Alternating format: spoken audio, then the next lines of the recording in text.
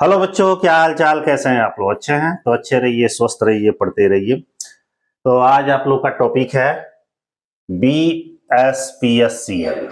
मतलब देख रहे होंगे कि Bihar state power holding company limited में जो वैकेंसी आपकी आई थी जूनियर अकाउंटेंट क्लर्क, आप लोग के लिए प्रैक्टिस सेट में करा रहा था, वो भी केवल कॉमर्स के सेक्शंस का।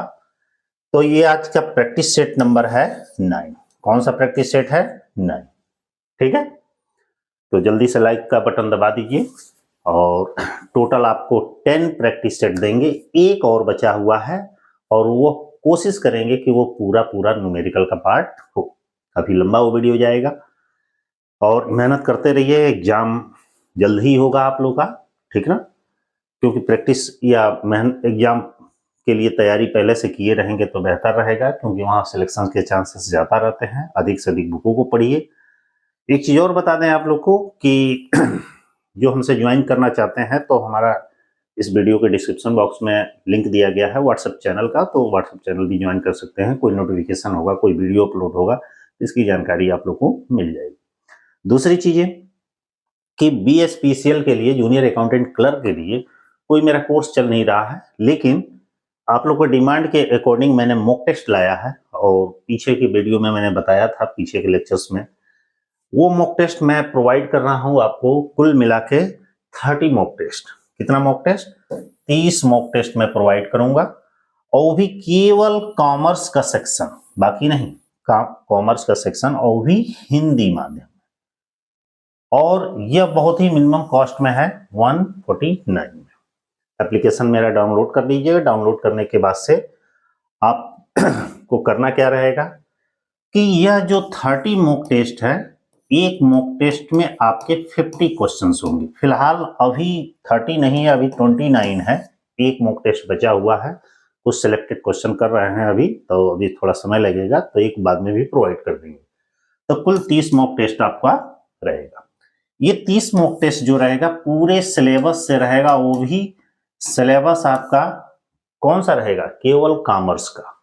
उसमें 5 पार्ट में डिवाइड किया गया है, तो मैं कॉमर्स के पार्ट से ही आपको दूंगा। मतलब कि आपको जो 100 नंबर क्वेश्चंस आपके आएंगे, 100 नंबर के, इसमें से जो कॉमर्स का सेक्शन होगा वो होगा केवल 40 क्वेश्चन होगा। 40 क्वेश्चन ही इसमें से आपको हेल्प मिलेंगे। ठीक है, क्वेश्चन पिछले एग्जाम के पैटर्न के बेस पर बनाया गया है, या जो इंपॉर्टेंट क्वेश्चंस हैं वो आपके रहेंगे इसमें। 30 मॉक टेस्ट में मान के चलिए कि मैं 50 क्वेश्चन दे रहा हूं, तो लगभग आपके 1500 क्वेश्चन हो जाएंगे ये मॉक टेस्ट में। और 10 ऑलरेडी मैं प्रैक्टिस सेट करा दे रहा हूं, तो 500 ये हो जाएंगे। काफी क्वेश्चन है, इतना मेहनत कर लेंगे तो काफी क्वेश्चनों का हेल्प मिल जाएगा। ठीक है, बहुत ही लो कॉस्ट में है। तो ठीक है, तो आगे बढ़ते हैं हम लोग, चलते हैं सीधे अपने प्रैक्टिस सेट नंबर 9 की ओर। ध्यान दीजिएगा, जूनियर अकाउंटेंट क्लर्क, ये आपका है जूनियर अकाउंटेंट क्लर्क का प्रैक्टिस सेट नंबर 9। थोड़ा सा मैं इसको स्क्रॉल कर लूं, और थोड़ा सा अभी इसको नीचे, यहां नीचे हो जाएगा। आइए शुरू करते हैं। Junior accountant clerk practice set number आपका 9। ध्यान दीजिएगा, पहला क्वेश्चन स्टार्ट करते हैं, शुरू करते हैं। लिखा है कि पुरानी मशीन जो चल रही है, ध्यान दीजिएगा, मशीन ये आपकी ओल्ड है, पहले से चल रही है, इस पर फोकस करिएगा। उसकी मरम्मत पर व्यय हुआ। अब यहां पे थोड़ा समझने वाली बात है कि कोई मशीन है, और यहां ध्यान दीजिएगा, मशीन को खरीदेगा, खरीदा, स्थापना किया, तो यहां समझ लीजिएगा ये आपका जो व्यय होगा पूंजीगत होगा। और जब मशीन चल रही है, यहां पे जो व्यय होगा वो आयगत होगा। इसी से ये रिलेटेड क्वेश्चन है। एक पुरानी मशीन है जो चल रही है और उसकी मरम्मत व्यय 5000 रुपया किया गया। पूंजीगत व्यय मानकर इसे मशीन खाते में डेबिट कर दिया गया। मतलब कि मशीन खरीदा नहीं है, मशीन को स्थापित नहीं किया, न ही मशीन को खरीदने पर व्यय किया। मशीन यहां लिख रहा है कि चल रही है। चलने का मतलब है कि यहां पे मरम्मत पर जो व्यय किया आयगत व्यय, गलती से इसने क्या किया, इसे पूंजीगत व्यय मानकर मशीन खाते में डेबिट कर दिया। ये पूछ रहा है कि कौन सी अशुद्धि होगी, तो भाई नियम की अशुद्धि है। नियम ये मालूम होना चाहिए, जैसे मशीन खरीद रहे हैं, मशीन के खरीदने पर खर्च कर रहे हैं, उसकी स्थापना पर खर्च कर रहे हैं, तो यहाँ पे एंट्री होती है machine account debit to cash account. मगर मशीन स्थापित हो चुका है, ऑलरेडी चल रहा है, अब उस पर खर्च करेंगे तो वो कौन सा होगा, खर्च अकाउंट डेबिट, मतलब expenses account debit to cash account. गलती से इसने क्या किया है, मशीन खाते को डेबिट किया है, तो यहाँ कौन सी अशुद्धि होगी, सिद्धांत की अशुद्धि। आगे बढ़ते हैं, क्वेश्चन नंबर हमारा सेकंड, ये क्या है, आगे बढ़ते हैं सेकंड नंबर क्वेश्चन, ध्यान दीजिए। कारखाना लागत से अभिप्राय, मतलब हमारा कारखाना लागत मतलब फैक्ट्री कॉस्ट। फैक्ट्री कॉस्ट अलग होता है और फैक्ट्री ओवरहेड अलग होता है। पूछ रहा है कि प्रत्यक्ष सामग्री, प्रत्यक्ष श्रम, अप्रत्यक्ष व्यय, ये तो भाई जोड़ के प्राइम कास्ट होगा, तो ये तो होगा ही नहीं। मूल लागत प्लस कारखाना ऊपरी व्यय, यदि इतना दोनों रहता तो कारखाना लागत होता, लेकिन ये एक्स्ट्रा जोड़ दिया है तो ये भी होगा नहीं। कुल लागत में से कारखाना कार्यालय ऊपरी व्यय घटा देंगे, विक्रय व वितरण ऊपरी व्यय घटा देंगे, ये आपका ऑप्शन सही है। कारखाना लागत बराबर क्या हो जाएगा, कुल लागत में से ऑफिस और सैलरी एंड डिस्ट्रीब्यूशन ओवरहेड को घटा देंगे तो फैक्ट्री कास्ट निकल जाएगा। ये तब ये ऑप्शन तो होगा ही नहीं है, तो ऑप्शन नंबर सी सही। अगला फिर यहाँ पे पूछ रहा है कुछ अशुद्धि के बारे में कि निम्नलिखित कथनों में से कौन सा कथन भूल की अशुद्धि से संबंधित है। ध्यान दीजिए, कह रहा है भूल की अशुद्धि। भूल की अशुद्धि क्या होती है, मानवीय जो गलतियां होती हैं वो भूल ही वाली होती है। सही मायने में तो मानिए कि हमने सही किया मगर गलती से कुछ लिखना छूट गया, या लिखना कुछ और था कुछ और लिखा गया। इस तरह की जो त्रुटियां होती हैं ये भूल की अशुद्धि होती है, जानबूझकर नहीं की जाती है, अज्ञानतावश या जल्दीबाजी में हो जाती है। जैसे कोई लेन देन लेखांकन के सिद्धांत का उल्लंघन कर लिखा गया, भाई ये भूल की अशुद्धि तो होगी ही नहीं, ये तो सिद्धांत की अशुद्धि होगी। लेन देन की राशि गलत लिख दी गई, भाई लेन देन की राशि गलत लिख दी गई, ये भी भूल की अशुद्धि है नहीं है। कोई लेन देन आंशिक या पूर्ण रूप से लिखने से रह गया, ये है कि कोई ऐसा ट्रांजैक्शन जो पूर्ण रूप से या आंशिक रूप से लिखने से छूट गया, वो लाइन जैसे लिखते लिखते जाते हैं, एक लाइन हम लोग गैप करके आगे बढ़ जाते हैं, ये भूल की अशुद्धि हो जाएगी। ठीक है, तो ऑप्शन नंबर सी सही है, ये तो होगा नहीं तब। आगे बढ़ते हैं, साथ में आप लोग भी करते रहिएगा, ठीक ना। जो जहां जरूरत होगा तो एक आध क्वेश्चन मैं आप लोग के लिए भी छोड़ूंगा। जब तलपट का योग नहीं मिलता है तो इस स्थिति में कौन सा खाता खोला जाता है, बताइए। ट्रायल बैलेंस जब हम बनाते हैं और ट्रायल बैलेंस के दोनों साइड का योग जब नहीं मिल पाता है तो वहां पे कौन सा खाता खोला जाता है, व्यापारिक खाता ना भाई, भूल चूक खाता बिल्कुल सही, लाभांश खाता ना, ये रही, ये सस्पेंस अकाउंट खोला जाता है। कौन सा अकाउंट, सस्पेंस अकाउंट ओपन किया जाता है, भूल चूक खाता या उचनती खाता। यहां देखिएगा एक क्वेश्चन है न्यूमेरिकल, इस क्वेश्चन पे मैंने जब मॉक टेस्ट दिया था, एक भाई थे उन्होंने कुछ इस पर कमेंट किया कि कैसे इसका आंसर आया, तो चूंकि संयोग से आ गया है तो मैं बता दे रहा हूं, यदि वो मॉक टेस्ट लिए होंगे तो यहाँ पे उसको समझ लेंगे। क्वेश्चन सेम ये नहीं था लेकिन इसी से रिलेटेड था। ध्यान दीजिए, पूछा है कि यदि अंतिम पूंजी 60,000 है, मतलब क्लोजिंग कैपिटल 60,000 और प्रारंभिक पूंजी 35,000 है, मतलब ओपनिंग कैपिटल 35,000, आहरण 12,000 है, नेट ड्रॉइंग 12,000 है, तो शुद्ध लाभ क्या होगा। ये सिंगल एंट्री सिस्टम का क्वेश्चन है, इनकम्प्लीटेड अकाउंट का। यहां पे एंट्री होती है हमारा कि प्रॉफिट, शुद्ध लाभ का मतलब नेट प्रॉफिट या प्रॉफिट इसका। ध्यान दीजिएगा, फार्मूला में लिख रहा हूं, closing capital plus drawing minus opening capital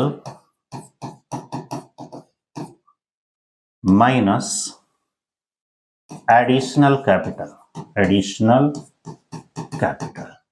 ये होता है आपका प्रॉफिट या नेट प्रॉफिट का। क्वेश्चन में हमारा क्लोजिंग कैपिटल ऑलरेडी दिया गया है, कितना है भाई 60,000। ड्राइंग भी ऑलरेडी दिया गया है, कितना है भाई 12,000। ओपनिंग कैपिटल भी दिया गया है 35,000, लेकिन एडिशनल कैपिटल का अता पता नहीं। कोई बात नहीं, जितना दिया है उतना ही से निकालते हैं। तो यहां इसका ऐड करेंगे तो ये हो जाएगा हमारा 72,000 और ये हो जाएगा हमारा 35,000।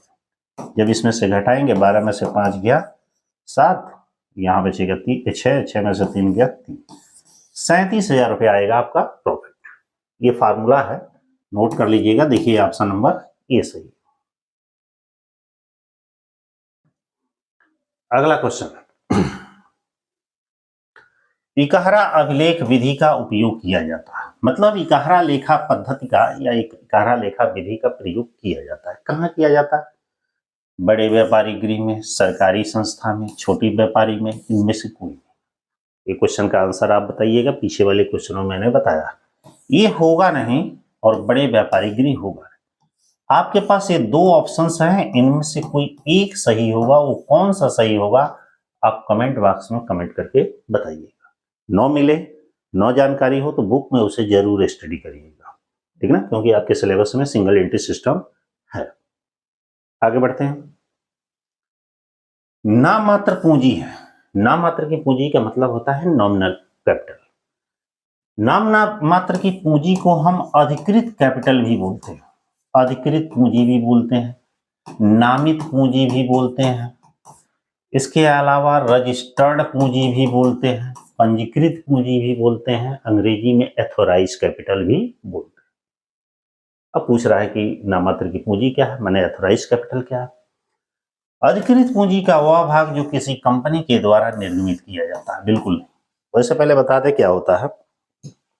अधिकृत पूंजी का मतलब होता है कि जिस पूंजी से कंपनी अपना रजिस्ट्रेशन कराती है या अपना पार्षद सीमा नियम में जिस पूंजी का उल्लेख करती है कि कंपनी इससे अधिक अंशों का निर्गमन नहीं कर सकती, तो ऐसे पूंजी को क्या कहते हैं?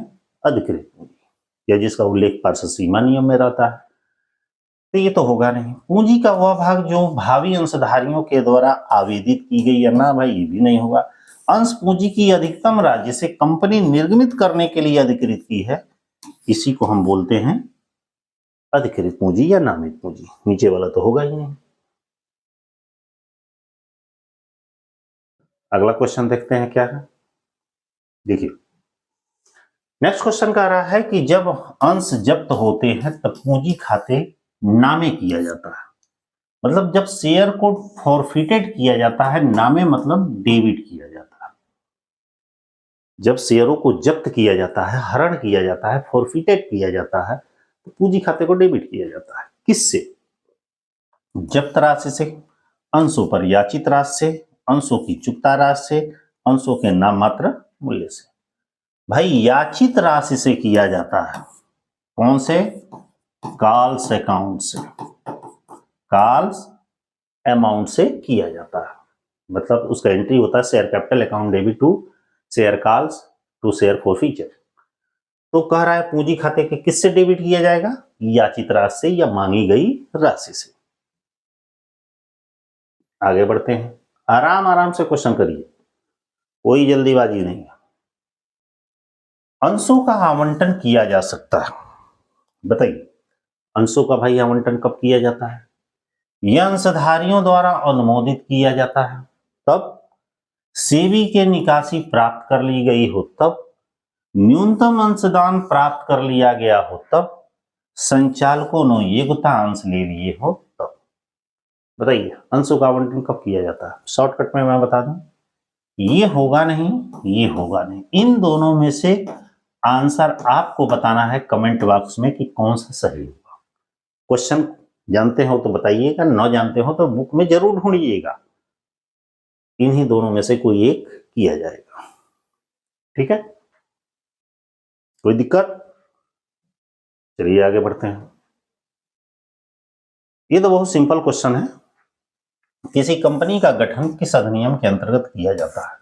भाई पहला है भारतीय संविधान अधिनियम के अंतर्गत तो गठन होगा ही नहीं, भारतीय साझेदारी अधिनियम के अंतर्गत होगा नहीं, सबके द्वारा होगा नहीं, कंपनी अधिनियम 2013 के द्वारा होगा, बिल्कुल सही। लेकिन ये भी चीज है कि कुछ कंपनियां ऐसी हैं जो कंपनी अधिनियम 1956 के अकॉर्डिंग रजिस्टर्ड है, तो इसके अकॉर्डिंग भी और 2013 के अकॉर्डिंग, क्योंकि वर्तमान में 2013 चल रहा है तो 2013 के अंतर्गत ही कंपनी का गठन किया जाता है, कंपनी एक्ट 2013। यहां एक क्वेश्चन है, सीमित दायित्व का अर्थ है किसके? सीमित दायित्व का अर्थ किससे? देनदारों का दायित्व सीमित होना? बिल्कुल नहीं। ऋणदाताओं का दायित्व सीमित है? बिल्कुल नहीं। सदस्यों का दायित्व सीमित है, यही सही है। ऋण पदधारकों का दायित्व सीमित है, ये गलत है। यहां लिखा है सीमित दायित्व का मतलब होता है कि सदस्यों का दायित्व सीमित हो और किसी का नहीं। ठीक है, आगे बढ़ते हैं। अगले क्वेश्चन में हमारा क्या कह रहा है? अगले क्वेश्चन में हमारा ये कह रहा है कि यदि कंपनी अपने ऋणों का भुगतान नहीं करती है, यदि कोई कंपनी कर्ज ली है, ऋण ली है और अपने ऋणों का भुगतान नहीं कर रही है, तो किसके विरुद्ध वाद किया जा सकता है? मुकदमा किसके ऊपर किया जाएगा कि भाई मेरा पैसा लिया है, दिए नहीं रहा है?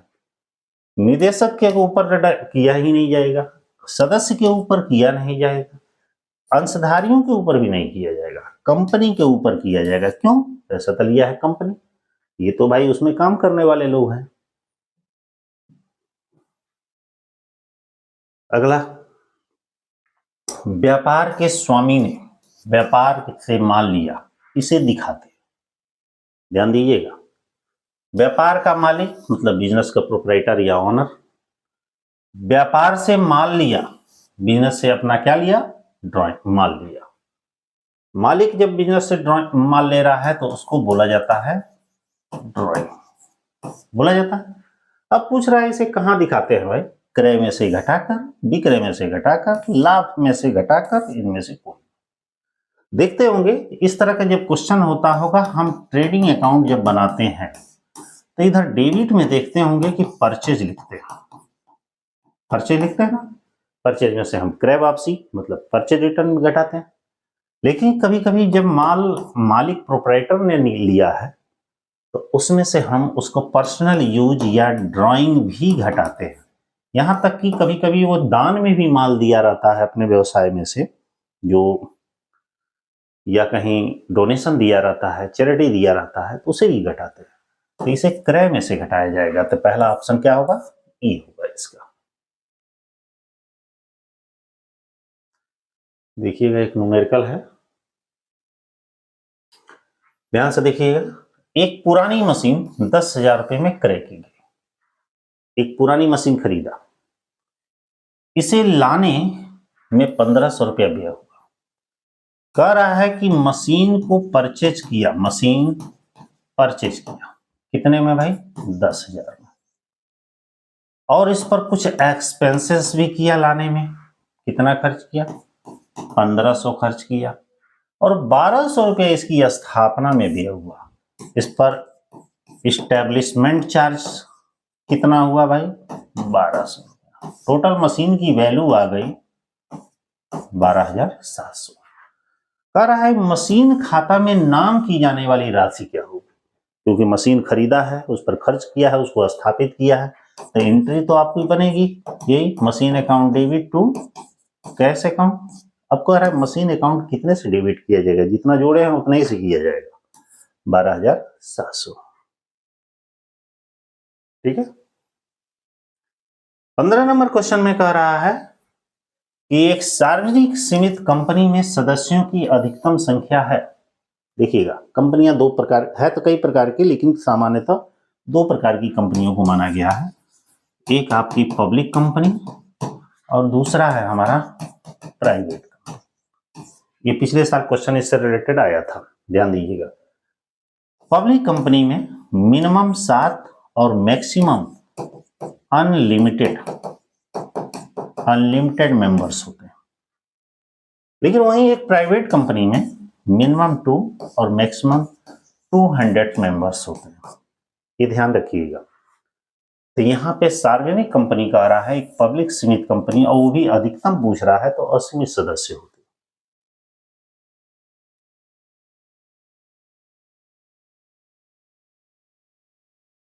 लिखा है कि बढ़ी हुई कीमतों की अवधि में निम्नलिखित विधि में से स्टॉक का मूल्यांकन करने से लाभों का अधिकतम दर्शाया जा सकता है। ध्यान दीजिएगा, कीमतें बढ़ी हुई हैं या बढ़ी हुई कीमतों के टाइम में निम्नलिखित विधि, कुछ विधि नीचे दिया गया है, वो भी स्टॉक मूल्यांकन की विधि दिया है, करने से लाभों को अधिकतम दर्शाया जाएगा। यहां पे कह रहा है लाभों को अधिकतम दर्शाया जाएगा। किस मेथड से? अंत में आना पहले जाना, मतलब लीप हो। साधारण औसत मूल्य माने एवरेज, जनरल एवरेज वैल्यू। और अगला है पहले आना पहले जाना, मतलब फीफ हो। और लास्ट में है भारित, वेटेड एवरेज वैल्यू। किस विधि से? सोच के बताइए।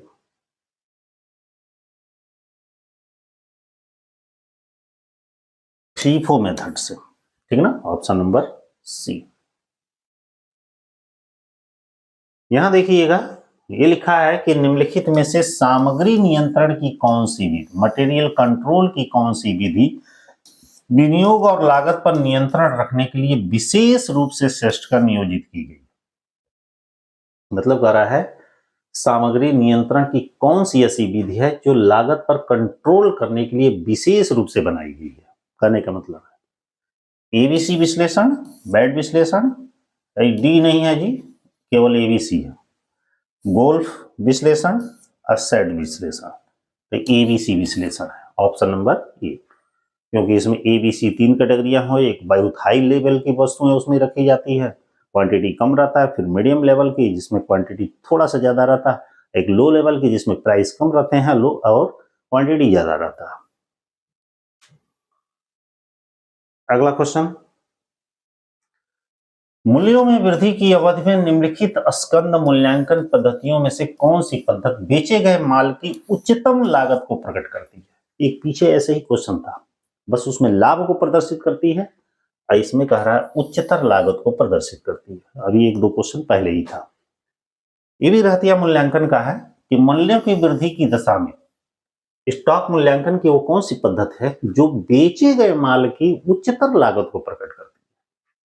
बाद में आना पहले जाना, मतलब लीप हो। पहले आना पहले जाना, मतलब फीफ हो। सरल औसत पद्धति, मुद्रास्फीति मूल्यांकन। सोच के बताइए किस कौन सी विधि है। तो यहां पे आपका आएगा लीप हो। यदि लाभ को उच्चतर प्रदर्शित करेगी तो फीफ हो, और बेचे गए लागत को प्रदर्शित करेगी तो लीप हो, ठीक ना, ऑप्शन नंबर ए। यहां देखिएगा एक क्वेश्चन है कि जब अंश अपहृत किए जाते हैं, मतलब जब सब शेयर फॉरफिटेड किए जाते हैं, शेयरों का हरण होता है, तो उन पर मांगी गई राशि को डेबिट किया जाता है। देखिए इसी तरह हमारा एक शुरू में भी क्वेश्चन था, बस उल्टा दोनों का पूछा गया। कह रहा है जब शेयर फॉरफिटेड किए जाते हैं, तो ध्यान दीजिएगा, जब शेयर फॉरफिटेड किए जाते हैं तो एंट्री होती है share capital account debit, share capital account debit to share जो भी हमारे हैं कॉल्स अकाउंट टू शेयर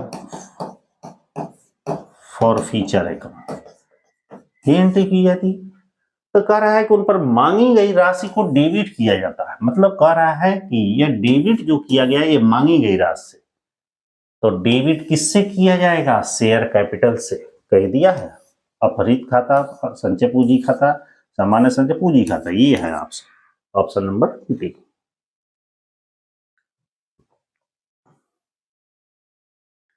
अगला क्वेश्चन, विदेश में व्यापार से आय जो भारत से नियंत्रित नहीं है, कर योग्य हो, मतलब कोई ऐसा कारोबार है जो विदेशों में चल रहा है, उसका कोई कंट्रोल भारत से नहीं है।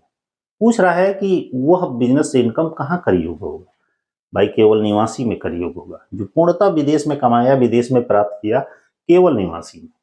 साधारण निवासी की दशा में यही सही है, असाधारण तो होगा नहीं, अनिवासी होगा नहीं, सब होगा।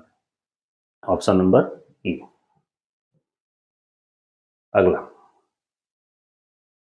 भारत में निवासी के लिए कर योग्य आय नहीं है। भारत में निवासी के लिए कौन सी इनकम है जो कर योग्य नहीं है? भारत में प्राप्त आय कर योग्य है भाई, भारत में उपार्जित है, कर योग्य है। विदेश में आय, ये भी निवासी के लिए कर योग्य है। भूत की बिना कर लगी हुई विदेशी आय जो गत वर्ष में भारत लाई गई है, यह निवासी के लिए कर योग्य नहीं है। ये किसी की दशा में कर योग्य नहीं है। अगला क्वेश्चन, अंतिम खाते तैयार करते समय छूटे हुए लेन देनों की लेखा पुस्तकों में सम्मिलित करने की प्रक्रिया को क्या कहते हैं? ध्यान दीजिएगा, फाइनल अकाउंट जब तैयार कर रहे हैं हम, तो कुछ ऐसे भी ट्रांजेक्शन्स होते हैं छूट जाते हैं, बाद में हमें पता चलता है। तो प्रश्न में कह रहा है कि उसे फिर से उसमें सम्मिलित करने के प्रोसेस को क्या कहते हैं? लिखा है पुस्तपालन, ना इसे नहीं कहते लेखांकन, ना समायोजना कहते हैं। देखिए एडजस्टमेंट दिया गया, क्योंकि देखे होंगे कि जब हम फाइनल अकाउंट बनाते हैं, यहां देखिए, जब हम फाइनल अकाउंट बनाते हैं तो फाइनल अकाउंट में हम दो चीजों की सहायता लेते हैं। पहला एक नाम है ट्रायल बैलेंस और दूसरा नाम है एडजस्टमेंट। इन दोनों की सहायता से जो फाइनल अकाउंट बनाया जाता है वो करेक्ट फाइनल अकाउंट होता है। ठीक है, अब यहां पे देखिए क्या है कि लागत लेखे एवं वित्तीय लेखों में क्या असमानताएं हैं। देखिएगा, ये असमानता पूछा है, डिफरेंस पूछा है। कॉस्ट अकाउंटिंग और फाइनेंशियल अकाउंटिंग में डिफरेंस क्या है, असमानता पूछ रहा। लिखा है दोनों लेखे एक दूसरे के सहायक और पूरक लेखे होते हैं। मुझे तो ऐसा नहीं लगता है, दोनों ही लेखे आधार पत्र एक ही होते हैं ना, दोनों का प्रोसेस अलग अलग होता है। वित्तीय लेखे वर्ष के अंत में अंतिम खाते तैयार करने के बाद लाभहान और आर्थिक चिट्ठा का ज्ञान होता है। बिल्कुल सही है। फाइनेंशियल जब अकाउंटिंग बनाते हैं तो वर्ष के अंत में जब सब कंप्लीट हो जाता है तो उसे ट्रेडिंग पीएल बैलेंस शीट बनाते हैं, मतलब फाइनल अकाउंट बनाते हैं, जिससे हम बिजनेस की फाइनेंशियल पोजीशन के बारे में जानकारी लेते हैं। यूं लागत लेखे प्रत्येक समय लागत और लाभ की ज्ञात कराते हैं। बिल्कुल समय लागत लेखे क्या करते हैं, हर एक टाइम हमें कितना कास्ट पर यूनिट लगा, टोटल कास्ट कितना लगा, उससे प्रॉफिट कितना होने का अनुमान है, इस चीज की जानकारी देते हैं। ऑप्शन नंबर सी सही। अगला क्वेश्चन पढ़ते हैं। अगला क्वेश्चन दे रहा है कि उत्पादन के आधार पर राज्य सरकार को कंपनी रॉयल्टी का भुगतान करती है तो इसे माना जाएगा। ध्यान दीजिएगा, उत्पादन के बेस पर राज्य सरकार को कंपनी रॉयल्टी का पेमेंट करती है, इसे क्या माना जाएगा? प्रत्यक्ष सामग्री लागत, कारखाना ऊपरी व्यय, प्रत्यक्ष व्यय, प्रशासनिक लागत। प्रत्यक्ष व्यय माना जाएगा। अब सोचिए कैसे, क्योंकि है तो एक कास्ट अकाउंट का, लेकिन फाइनेंशियल अकाउंटिंग के बेस पे समझा गया। ध्यान दीजिएगा, एक ट्रेडिंग अकाउंट बनाते हैं हम। ट्रेडिंग अकाउंट में ये आपका डेबिट साइड, ये आपका क्रेडिट साइड। देखते होंगे इधर हम लिखते हैं रॉयल्टी, और वो भी प्रोडक्शन से रिलेटेड लिखते हैं। और जनरली देखते हैं कि जो भी खर्चे हम ट्रेडिंग अकाउंट में लिखते हैं वो डायरेक्ट एक्सपेंसेस होते हैं, क्योंकि इनडायरेक्ट को तो प्रॉफिट एंड लॉस के अकाउंट में दिखाया जाता है, डेबिट। तो ये प्रत्यक्ष व्यय, ये फाइनेंशियल अकाउंटिंग बेस पे, कॉस्ट अकाउंटिंग के बेस पे भी उसे प्रत्यक्ष लागत ही कहा जाएगा। कच्चे माल की लागत पर व्यय, ये किस प्रकार का व्यय है, यह किस प्रकार का लागत है? स्थिर लागत, अवसर लागत, परिवर्तनशील लागत, अल्पकालीन लागत? सोच के बताइए, कच्चे माल पर व्यय क्या है? कच्चे माल पर जो खर्चा कर रहे हैं वेरिएबल कास्ट है ना। अगला, निम्न में से कौन सा मूल लागत का घटक नहीं है? मूल लागत का फैक्टर नहीं है। मूल लागत किससे बनता है? Direct labour, direct material, direct labour और डायरेक्ट एक्सपेंसेस। प्रत्यक्ष श्रम, प्रत्यक्ष सामग्री, प्रत्यक्ष खर्चे। ऊपरी व्यय जो है ये आपका मूल लागत का घटक फैक्टर नहीं। यहां देखिए फिर से इनकम टैक्स का एक क्वेश्चन आया कि अनिवासियों की समुद्री जहाज द्वारा व्यापार से आय प्राप्त राशि के कितना % भाग कर योग्य मानकर चालू वर्ष में कर ले लिया जाता है? देखिए अच्छा क्वेश्चन लिखा है, अनिवासियों की समुद्री जहाज मतलब कोई एक अनिवासी है, अनिवासी का मतलब है कि भारत का निवासी नहीं माना गया, वो किसी समुद्री जहाज के कर्मी दल का सदस्य है, मतलब समुद्री जहाज से अपना कारोबार या व्यापार करता है। तो ऐसे व्यक्ति जो होते हैं कि समुद्र में एक बार जाते हैं तो बड़े लंबे समय तक रहते हैं, तो ऐसे व्यक्ति जो आय कमाते हैं उसका आय का कुछ भाग कह रहा है कि उसे चालू वर्ष की आय मान लिया जाता है और चालू वर्ष की आय मानकर उस पर कर लगाया जाता है। पूछ रहा है कि कितना परसेंट, 10%, 5%, 7.5%, 8.5%। तो सही आंसर है 7.5%। इनकम टैक्स में पढ़ लीजिएगा, रेजिडेंस एंड टैक्स लायबिलिटीज भले चैप्टर में दिया गया है, और यदि वहां ना दिया हो जहां गत वर्ष दिया गया है, हाँ देखिए गत वर्ष में भी मिल जाएगा एक्सेप्शन के रूप में, तो गत वर्ष का पहला ही एक्सेप्शन मिलेगा, वहां पढ़ लीजिएगा, ये चीज दिया गया होगा। अगला क्वेश्चन कि जर्मनी में कृषि से आय कर योग्य होती है। ध्यान दीजिएगा, यदि भारत में कृषि आय होती है तो पूर्णतः कर मुक्त होती है, चाहे वो निवासी हो, चाहे साधारण निवासी हो, चाहे अनिवासी। लेकिन विदेश में कृषि आय यदि है तो कर योग्य होती है, लेकिन केवल निवासी की दशा में। तो जर्मनी क्या है, विदेश है, तो निवासी की दशा में क्या होगी, कर योग्य होगी। अगला क्वेश्चन, स्थिर लागत प्रति इकाई घटती है। ध्यान दीजिएगा, फिक्स कास्ट प्रति इकाई घटती है। अब पूछ रहा है कब घटती है। परिवर्तनशील लागत में वृद्धि के साथ घटती है, उत्पादन इकाइयों में वृद्धि के साथ घटती है, उत्पादन इकाइयों में कमी के साथ, परिवर्तनशील लागत में कमी के साथ। ध्यान दीजिएगा, स्थिर लागत जानते हैं प्रति इकाई कब घटती है, जब हमारा उत्पादन, ठीक ना, सॉरी ये है उत्पादन इकाइयों में वृद्धि के साथ। जितना ही अधिक हम प्रोडक्शन करेंगे, जितना ही हम अधिक प्रोडक्शन करेंगे, उत्पादन करेंगे, फिक्स कास्ट धीरे धीरे धीरे धीरे कुछ कुछ कम होती चली जाएगी पर यूनिट के बेस पर। तो ऑप्शन नंबर बी सही है।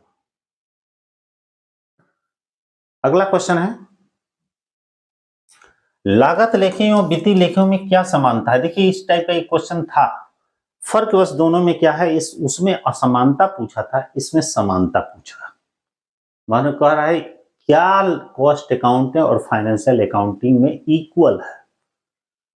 दोनों ही लेखे व्यवसाय के लाभ हानि ज्ञात करते हैं, बिल्कुल करेक्ट। दोनों की अवधि समान होती है ना भाई, समान तो नहीं होती है। दोनों का प्रदर्शित परिणाम समान होते ये भी नहीं होते हैं। बिक्री मूल्य का निर्धारण एक ही प्रकार से किया जाता है ना, पहला ही ऑप्शन सही है भाई, दोनों लाभ और हानि ज्ञात करने के लिए ही बनाए जाते हैं। अगला क्वेश्चन कह रहा है चूंकि कंपनी एक पृथक संस्था है इसका, अब कह रहा है कि कंपनी एक पृथक संस्था है, ऐसा क्यों माना गया है कि कंपनी एक पृथक संस्था है। इसलिए एक पृथक संस्था है, जो कंपनी का जीवन काल है उसके सदस्यों पर डिपेंड नहीं करता है।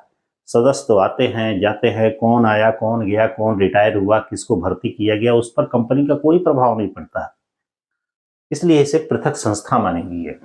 जीवन काल इसके सदस्यों के जीवन काल पर निर्भर करता है ना, सदस्य तो आएंगे जाएंगे। जीवन काल इसके बहुमत वाले सदस्यों के जीवन काल पर निर्भर करता है, बिल्कुल नहीं। जीवन काल इसके अल्पमत वाले सदस्यों के जीवन काल पर निर्भर करता है, ये भी गलत। जीवन काल इसके सदस्यों के जीवन काल पर निर्भर नहीं है, यही ऑप्शन सही है, ऑप्शन नंबर बी। अगला क्वेश्चन है, ये हाउस प्रॉपर्टी का है, मकान संपत्ति की हानि अगले वर्ष में पूरी की जा सकती है। अब यहां देखिएगा, सपोज करिए कि कोई एक आदमी है जिसकी 1, 2, 3, 4 जितनी भी मकानें हैं, तो कभी कभी मकान संपत्ति से भी हमें हानि हो जाती है। तो हानि को जो दूसरे एक मकान से हानि होती है तो दूसरे मकान से पूरा करते हैं। सपोज करिए किसी के पास एक ही मकान है, हानि हो गई, वो किससे पूरा करेगा, उसका कोई और जरिया नहीं है, तो अगले साल उस हानि को पूरा करेगा, फिर मकान संपत्ति से फायदा होगा, लाभ होगा, तब। वो भी पूरा ना हो सके तो कब तक करेगा। तो भाई ऐसा नियम है कि यदि मकान संपत्ति से हानि हो जाती है तो उसे अगले 8 कर निर्धारण वर्षों में वो पूरा कर सकता है, हाउस प्रॉपर्टी इनकम से, और किसी इनकम से नहीं। ठीक इसी तरह एक और क्वेश्चन है कि सामान्य व्यापार की हानि को अगले कितने वर्षों तक पूरा किया जा सकता है। यदि सामान्य व्यापार से हानि हो जाती है, व्यापार 2 तरीके के होते हैं, सामान्य व्यापार और सट्टे का व्यापार, लेकिन यहाँ क्वेश्चन में सामान्य व्यापार पूछा जा रहा है। सामान्य व्यापार से यदि हानि हो जा रही है तो उस हानि को भी हम अन्य किसी माध्यम से पूरा न हो सके तो उसे अगले 8 कर निर्धारण वर्षों में पूरा किया जा सकता है।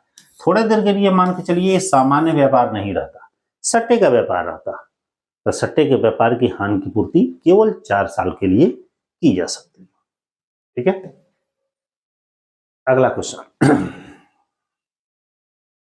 व्यापारिक बट्टा जब तलपट में दिखाया गया है तो अंतिम खाते में प्रविष्टि होगी।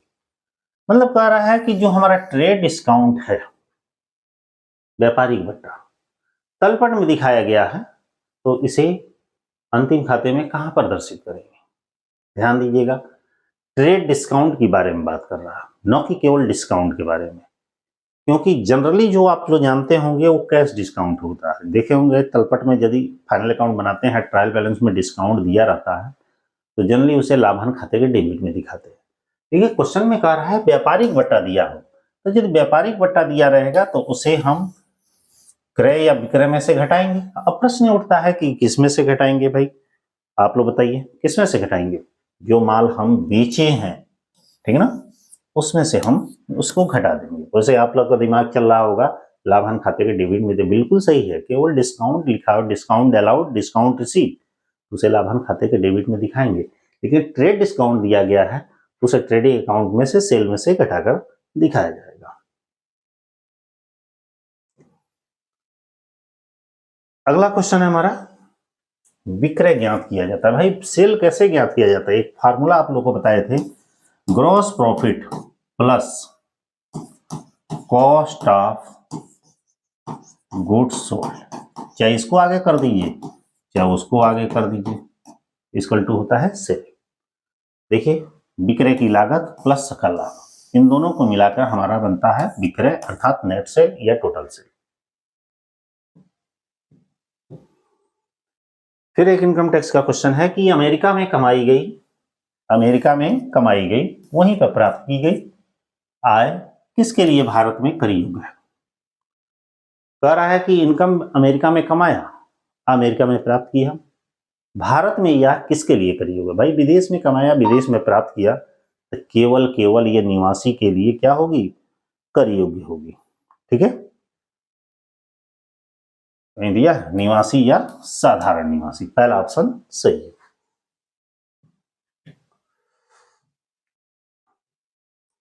अगला क्वेश्चन है कि तलपट, समायोजित तलपट बनाया जाता है।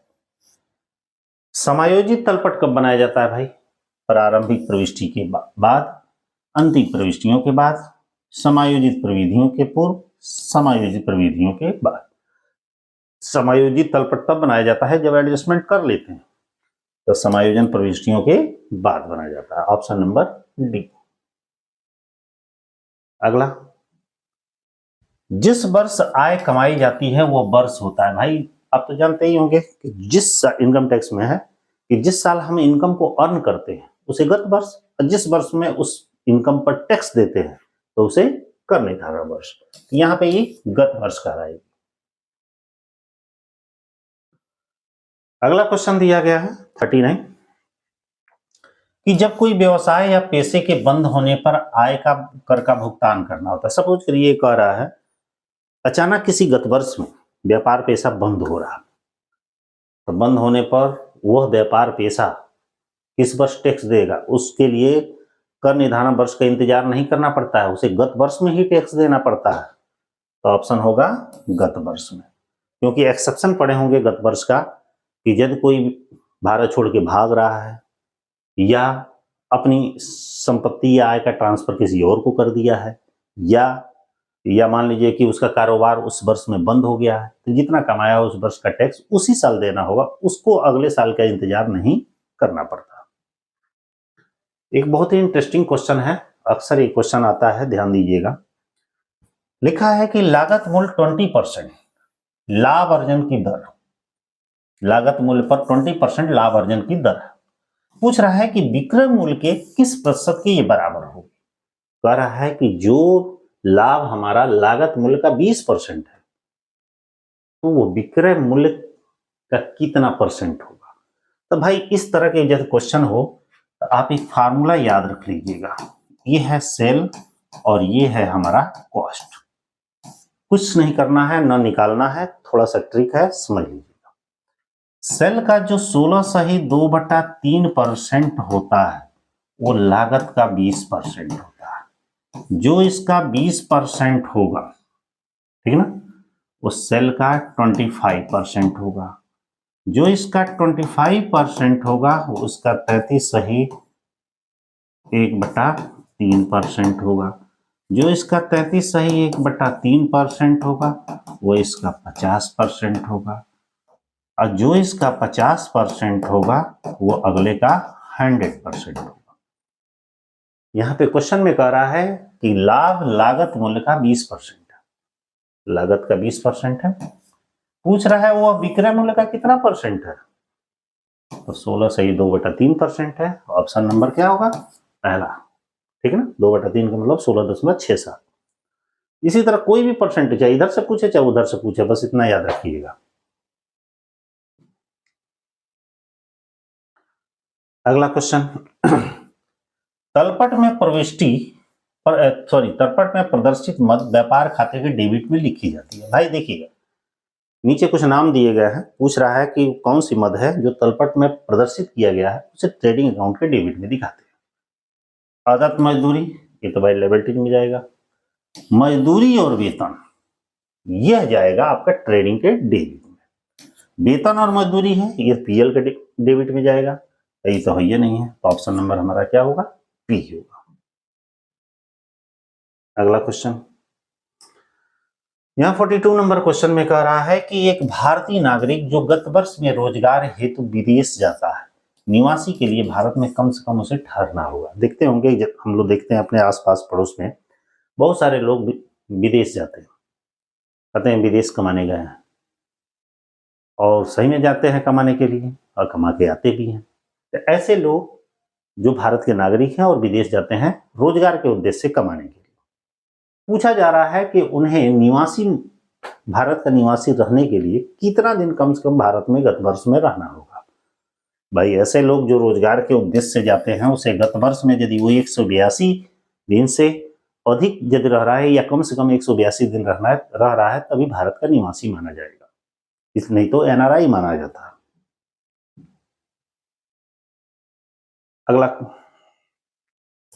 करदाता की निवासी स्थिति प्रत्येक वर्ष क्या होती है। भाई करदाता की निवासी, जैसे हम आप कोई भी हैं, हर साल हमारी निवासी सेम भी रह सकती है और बदल भी सकती है। क्योंकि हमेशा इंडिया में रह रहे हैं तो हमारा सेम रहेगा, लेकिन हम विदेश आ रहे हैं, जा रहे हैं, आ रहे हैं, जा रहे हैं, तो ऐसी सिचुएशन में बदल सकती है। तो यहाँ पे ऑप्शन क्या होगा, बदल सकती है। 44 नंबर क्वेश्चन कह रहा है कि एक कंपनी गत वर्ष में नहीं होती है। एक कंपनी नहीं होती है, देखिए निवासी की 3 स्थितियां होती है, निवासी या साधारण निवासी, दूसरा असाधारण निवासी, तीसरा अनिवासी। लेकिन कंपनी के लिए अलग चीज है, 2 ही चीज होता है, एक निवासी होगा और दूसरा अनिवासी होगा। तो साधारण निवासी कौन नहीं होगा, साधारण निवासी होगा, अनिवासी भी हो सकता है, असाधारण निवासी नहीं होगा। तो ऑप्शन नंबर क्या होगा, सी।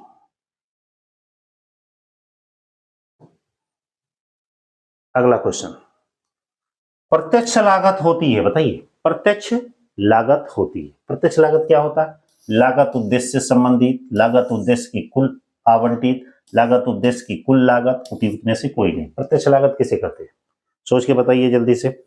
प्रत्यक्ष लागत का मतलब क्या होता है, प्रत्यक्ष लागत मतलब है लागत उद्देश्य से कुल आवंटित जो लागत होती है उसे प्रत्यक्ष लागत माना जाता है। प्रत्यक्ष लागत तो ये भी होता है कि जो सीधे उस कार्य के दौरान खर्च किए गए हैं वो भी सब प्रत्यक्ष लागत की श्रेणी में आते हैं कि नहीं।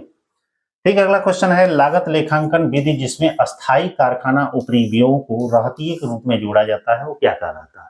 कह रहा है लागत लेखांकन की वह विधि जिसमें अस्थायी कारखाना उपरिव्यय को, मतलब फिक्स फैक्ट्री ओवरहेड को रहतिये के रूप में जोड़ा जाता है, उसे कौन सा लेखांकन कहा जाता है। प्रत्यक्ष लागत लेखांकन, सीमांत लागत लेखांकन, अवशोषण लागत लेखांकन, प्रमाप लागत लेखांकन। सोच के बताइए जल्दी से, कौन सा लेखांकन कहा जाता है, प्रत्यक्ष लागत लेखांकन कहा जाता है।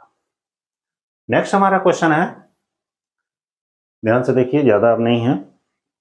कह रहा है कि हानि के विवरण दाखिल करना किस धारा के अंतर्गत आता है। जैसे मान के चलिए कोई व्यवसाय कर रहा है, कोई कारोबार कर रहा है और उसे हानि हो जा रहा है, तो ऐसा नहीं कि ITR वो दाखिल नहीं करेगा, ITR दाखिल करेगा। तो कह रहा है जो इनकम टैक्स रिटर्न दाखिल करता है वो किस सेक्शन के अंतर्गत करता है, धारा 80, धारा 70, धारा 73। लाभ के लिए तो सारे लोग करते हैं, लेकिन हानि के लिए किस धारा के अंतर्गत ITR दाखिल किया जाता है, बताइए। वो धारा 80 के अंतर्गत ITR दाखिल किया जाता है। नेक्स्ट है मकान संपत्ति से रिलेटेड है, हाउस प्रॉपर्टी से रिलेटेड है कि मकान संपत्ति की हानि अगले वर्ष में पूरी की जा सकती है। देखिए, मकान संपत्ति से यदि हानि हो जाती है तो चालू वर्ष में तो किसी से भी पूरा कर सकते हैं, सैलरी को छोड़कर, लेकिन अगले वर्ष में किससे पूरा किया जाएगा, केवल भाई मकान संपत्ति से पूरा किया जाएगा और किसी से नहीं। कोई भी हानि हो चालू वर्ष में तो हम इधर उधर से कर सकते हैं, लेकिन अगले वर्ष में उसी से करेंगे। 49 नंबर क्वेश्चन में कह रहा है कि तलपट के बाहर अंतिम रहतिया दिया गया है तो इसे अंतिम खाते में लिखेंगे। यदि ट्रायल बैलेंस से बाहर हमारा क्लोजिंग स्टॉक दिया गया है तो बैलेंस, तब इसे हम कहाँ दिखाएंगे, जब फाइनल अकाउंट बनाएंगे तो कहाँ दिखाएंगे। आर्थिक चिट्ठा में भाई वहां तो दिखाएंगे ही, व्यापारी खाते में यहाँ भी दिखाएंगे। तो देखिए ये वाला ऑप्शन है, व्यापारी खाता और आर्थिक चिट्ठा दोनों में दिखाएंगे। बाहर है तो, अंदर रहेगा तो केवल एक जगह दिखाएंगे, केवल बैलेंस शीट में। लास्ट क्वेश्चन 50 नंबर हमारा क्वेश्चन कह रहा है कि लेखा पुस्तकों में समायोजन प्रविष्टियां करने का उद्देश्य होता है। देखिए कह रहा है लेखा पुस्तकों में एडजस्टमेंट एंट्री करने के पीछे क्या रीजन है, क्या उद्देश्य है। अशुद्धियों को ज्ञात करने है कि सकल लाभ ज्ञात करने के लिए, सत्य एवं उचित विवरण परिणामों को प्राप्त करने के लिए, उपयुक्त सभी। बताइए किस लिए हम एडजस्टमेंट एंट्री करते हैं, उसके पीछे हमारे क्या रीजन है। जो भी अशुद्धियां इसका पता लग जाए, ये भी कारण है। सही लाभ की भी जानकारी हो जाए, ये भी रीजन है। हमारा जो फाइनेंशियल पोजीशन है, फाइनेंशियल स्टेटमेंट है, वो भी सही बन जाए, इसके लिए भी एडजस्टमेंट एंट्री किया जाता है। इसलिए ऑप्शन नंबर डी सही। तो कुल मिलाकर इस तरह आप लोग का 50 क्वेश्चंस इंपॉर्टेंट जो सिलेक्टेड थे वो प्रैक्टिस सेट नंबर 9 का कंप्लीट हो गया। आप लोग को जूनियर अकाउंटेंट क्लर्क के लिए एक प्रैक्टिस सेट और प्रोवाइड किया जाएगा और वो भी जल्द ही प्रोवाइड कर देंगे, ठीक है। तब तक आप लोग पढ़ते रहिए, जितना भी पुराना लेक्चर है 2 बार 3 बार देख लीजिए। यदि आप लोग को नोट करना चाहते हैं तो नोट भी कर लीजिएगा, एक अच्छा खासा नोटबुक आपका तैयार हो जाएगा, ठीक है। ऑल द बेस्ट, फिर मिलते हैं किसी अदर लेक्चर में। बाय। मेहनत करिए, पढ़ते रहिए।